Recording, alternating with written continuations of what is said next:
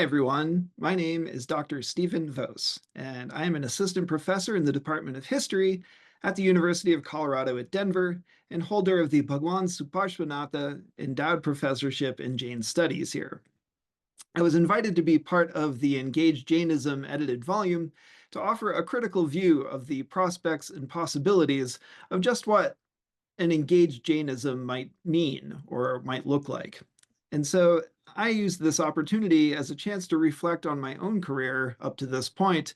as holder of the first ever endowed professorship in Jain Studies, first at Florida International University and now here, and my role in helping to create a space for engaged or applied Jain ethics as part of the efforts to make Jain studies reach outside of the traditional bounds of religious studies. And so I thought a bit about how the scholars of Jainism since the 1990s have really been trying to respond to some of the ways that Jain immigrant communities, especially in North America and the UK, have tried to connect Jain ethics and values to some of the most pressing issues being discussed in the countries that they call home now.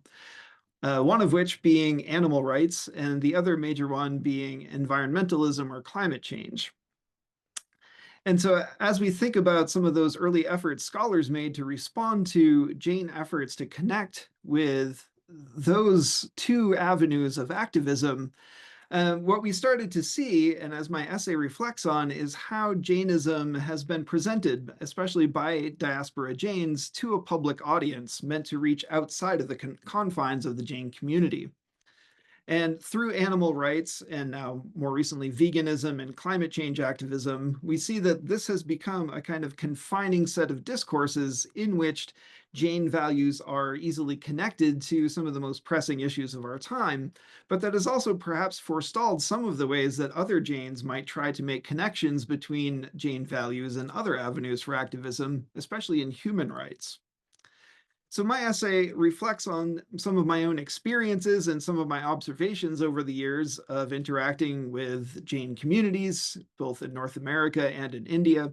and with our Jain donors to some of the endowed professorships, especially to the two that I've held, and thinking about the kinds of research that they have encouraged and some of the ways that they have perhaps not encouraged other avenues for research. And this really becomes most interesting to me as we think about some of the ways that Jain youth activists have tried to connect their values to human rights activism, especially in the wake of the George Floyd protests starting in summer of 2020. There was a group called Jains for Justice that published an open letter to the Jain community that really tried to make a theologically well-grounded defense of why Jains ought to be as interested and concerned with human rights issues, especially with anti-Black racism and police policies in the United States, as they have been with animal rights and environmentalism.